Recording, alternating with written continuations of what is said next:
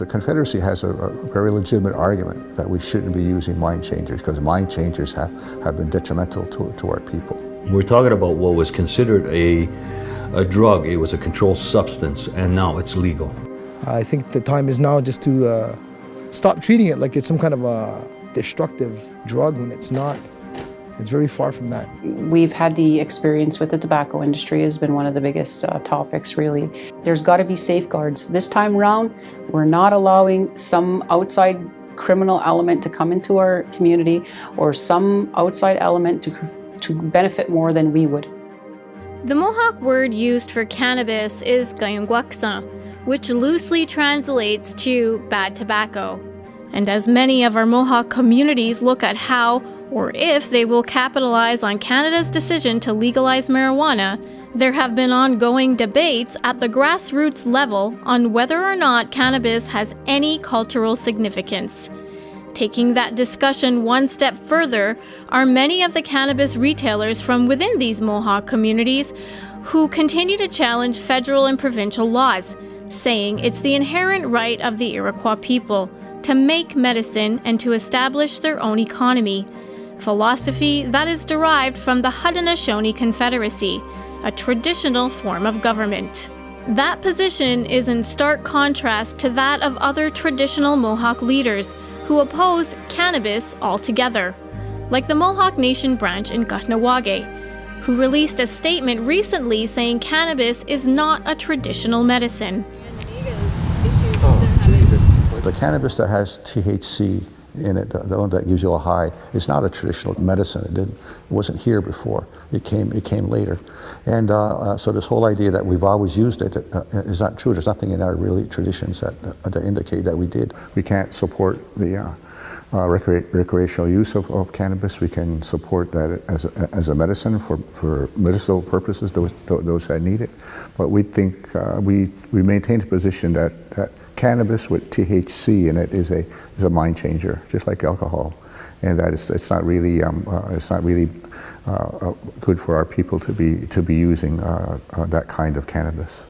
Kenneth Deere, the secretary for the Mohawk Nation branch at Kahnawake, says that type of cannabis was introduced by the settlers and is detrimental to the people. The Longhouse has this position that we shouldn't be using things that can change our mind, that are mind changers. Drugs, alcohol is one of them. Look at the damage alcohol has done to our society. Nobody can say that, well, alcohol is harmless. It's not. It has tremendously destructive to our people and impoverished our people at one time. And it was used to steal. Non-natives used alcohol, to manipulate our people. So we have to remember that, the use of alcohol. And so the Confederacy has a very legitimate argument that we shouldn't be using mind changers because mind changers have been detrimental to our people. Deere says despite discussions at the community level that cannabis could bring an economic benefit to the community, the Longhouse says it's still against commercialization. So we make it known, though, that in certain important issues like cannabis, that this is our position, is that we're against the recreational use of cannabis that has THC in it, and we're also, because we're against that, then we also have to be against the production of that, because it would be hypocritical to say don't use cannabis, but we're going to grow it and we'll sell it. We have to be consistent and clear with that position. But there are others who see growing and selling it as an exercise of their inherent rights. Clifton Nicholas, a self-described sovereign entrepreneur from the Kanesatake Mohawk territory, operates Smoke Signals, which is located in the heart of his Mohawk community. The Smoke Signals dispensary is part of a larger franchise that was developed by Tyendinaga businessman Jamie Kunkel, who also shares a similar philosophy that one can operate a business on Mohawk territory because it's part of their inherent rights.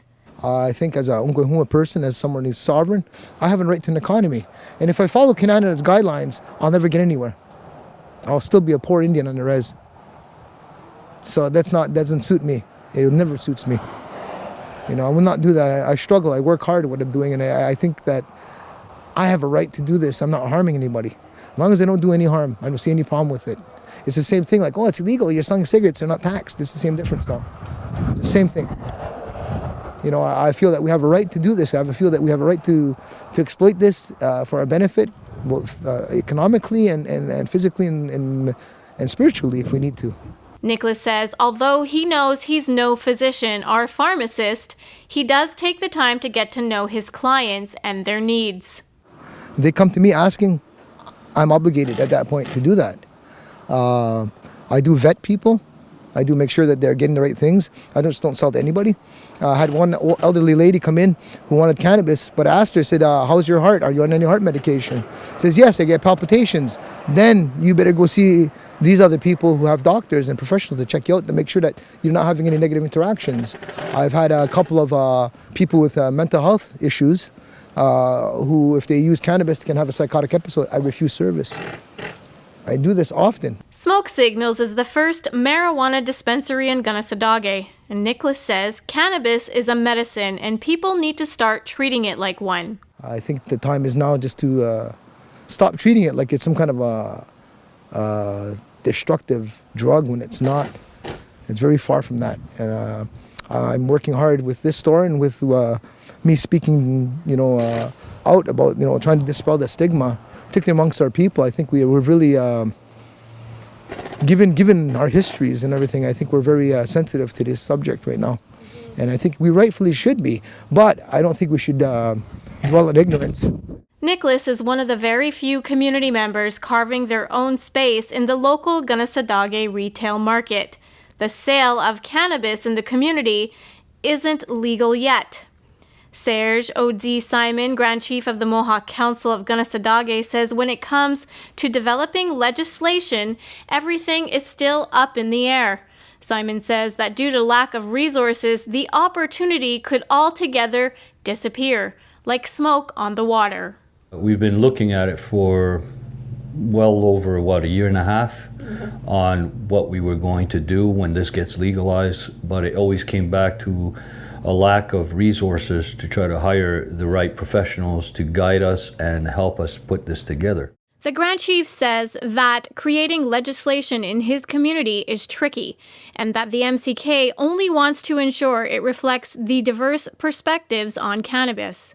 We're talking about what was considered a drug. It was a controlled substance, and now it's legal. We look at the statistics related to First Nations and suicide, drug addiction, incarceration and early death. These are all things that weigh on your mind on how are you going to sew this into your social fabric now. Simon did, however, reveal that his council was looking at the economic development side of medical cannabis, which he says was more accepted by community members. For the council not to be pushed aside, we decided we're going to go into this and maybe start a nice pilot project where all the green technologies that exist today were going to be used on this project. Solar, wind, hydrogen, the new hydrogen light technologies and water recuperation technologies, and form this entire pilot project, bringing in various partnerships. But the council hasn't been able to solidify any deals just yet, and they're not keen on allowing any other ventures to pop up in their community. I know some of the criticism that we've received about this, that, council, they'll agree on that one, but they won't let us do it. We won't let you do it because you come here and you ask us to approve something without knowing who the partners are. And in some cases, is organized crime in there? Maybe. And you're talking about people in the community that yes. want to have private. Yes, exactly. Meantime, in Kahnawake, the Mohawk Council is looking at its own opportunities and partnerships within the cannabis industry. But first, they are developing legislation. Mohawk Council Chief Gina Deere says for over a year they have been doing just that, not wanting to see a retail industry replicating that of tobacco, unregulated. We have, taken a look at what cannabis means to Kahnawake rather than looking at what it means in general for the population. Deere says they have learned their lesson from the tobacco trade, and this time they have the benefit for the collective in mind. She says concerns range from zoning of factories and stores to employees' rights and benefits and product quality. All that was taken into consideration when developing their own regulation. You know, we've learned through the business part of it, there is a real science to it. And it's really important that all of those safeguards are in place and that quality assurance takes place. So this time around, the Mohawk Council says it wanted to do its due diligence. So in September of 2017, the Mohawk Council imposed a moratorium on the production, distribution, and sale of cannabis in Kahnawake. We had a business meeting with community members that were interested in getting in the industry, and they floated several ideas of how they would like to see an industry in Kahnawake. Some of the ideas were quite concerning. The looseness of the industry is what was concerning to us.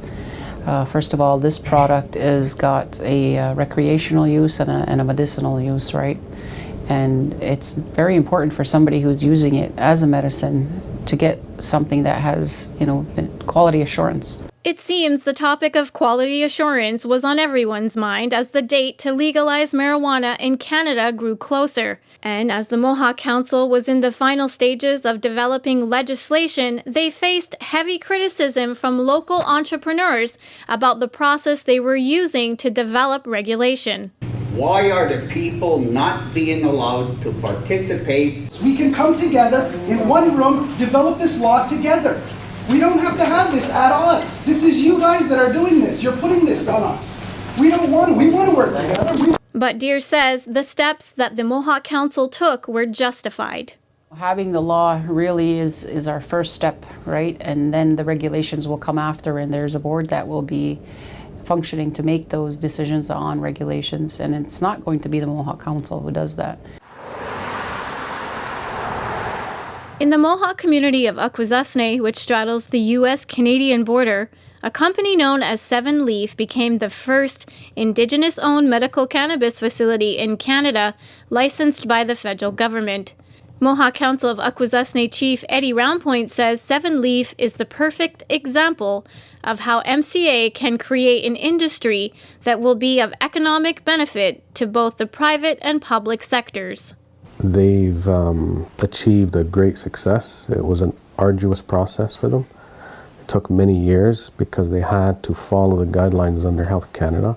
They did basically all the legwork on their own independently, but at the same time keeping Mohawk Council updated and apprised of their progress as things moved along.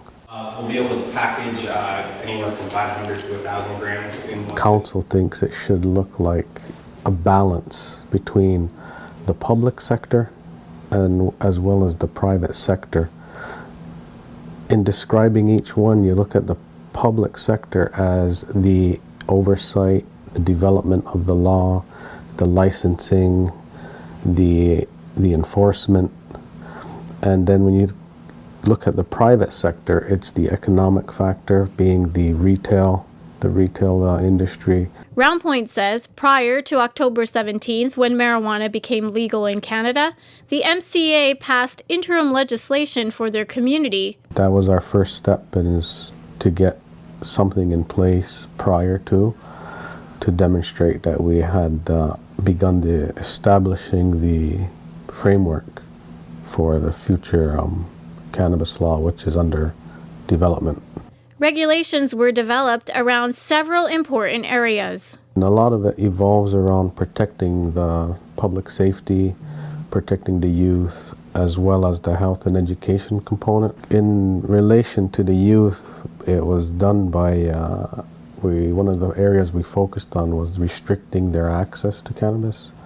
So that's kind of those are the 3 main components that we're looking at in developing our law. It seems a common sentiment that is shared throughout these Mohawk territories is the opportunity to create more economic development initiatives and support for their communities. No doubt the issue and the industry in Indian country is evolving. Reporting for Akwesasne TV, I'm Regan Jacobs.